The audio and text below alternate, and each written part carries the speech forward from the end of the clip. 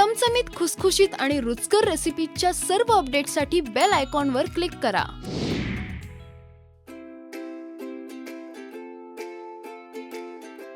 याआधी मी तुम्हाला उरलेल्या चपात्यांचा केक कसा बनवायचा ते दाखवू. तर आज मी तुम्हाला दाखवणार आहे उरलेल्या उपम्याचं काय बनवायचं ते. तर बनवूया चीजी उपमा फिंगर्स.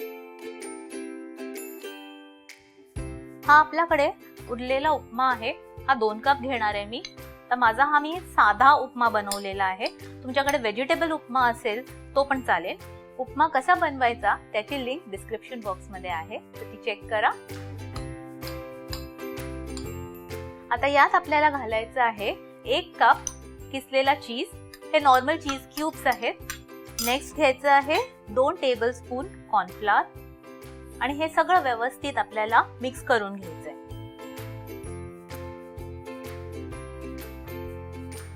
हे सगळं मिक्स झालेलं आहे. आता आपल्याला काय करायचं आहे, हा ट्रे घेतला आहे मी. त्यावर मी पार्चमेंट पेपर लावलेला आहे. पार्चमेंट पेपर नसेल तर तुम्ही अल्युमिनियम फॉइलही लावू शकता. आता हे सगळं मिक्सचर आहे ते ह्या ट्रे वरती मी घालणार आहे. हाताने थापून घेणार आहे आणि हे फ्रीज मध्ये थंड करत ठेवणार आहे. मग त्याचे आपल्याला फिंगर्स कट करायचे. हा उपमा ट्रे मध्ये छान सेट झालेला आहे. तर हा मी ठेवणार आहे फ्रीज मध्ये साधारण अर्धा तासाकरता. आपलं हे उपमाचं मिक्सचर छान सेट झालेलं आहे.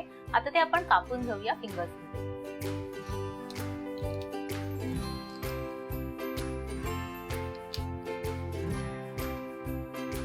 हे आपले उपमा फिंगर्स कापून झालेले आहेत.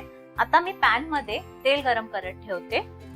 हे आपण शॅलो फ्राय करणार आहोत, पण थोडं जास्ती तेल वापरायचे आपल्याला, थोडं क्रिस्प बनवायचे. तर जोपर्यंत तेल आपलं तापत आहे तोपर्यंत आपण एक स्लरी बनवून घेऊया. त्याकरता मी घेतला आहे मैदा अर्धा कप आणि 1 टीस्पून मीठ. त्यात पाणी घालूया.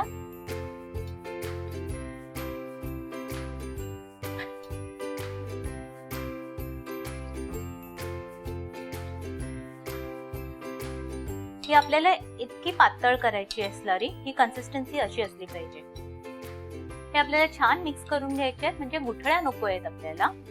आपलं तेल गरम झालेलं आहे. स्लरी पण रेडी आहे. तर आपण आता हे फिंगर्स फ्राय करायला घेऊया. हे फिंगर्स असे या स्लरी मध्ये डिप करायचे, एक्सेस अशी काढून टाकायची आणि हे तेलामध्ये फ्राय करायला सोडून.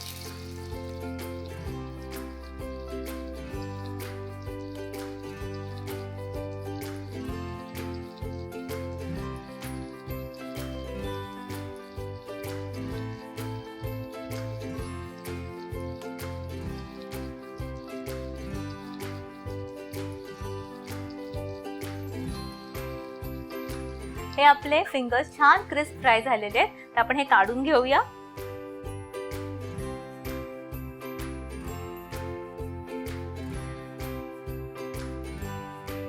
ही आपली चीजी उपमा फिंगर्सची रेसिपी रेडी झालेली आहे. तर हे स्नॅक्स म्हणून खूप छान लागतात. चहा बरोबर, कॉफी बरोबर.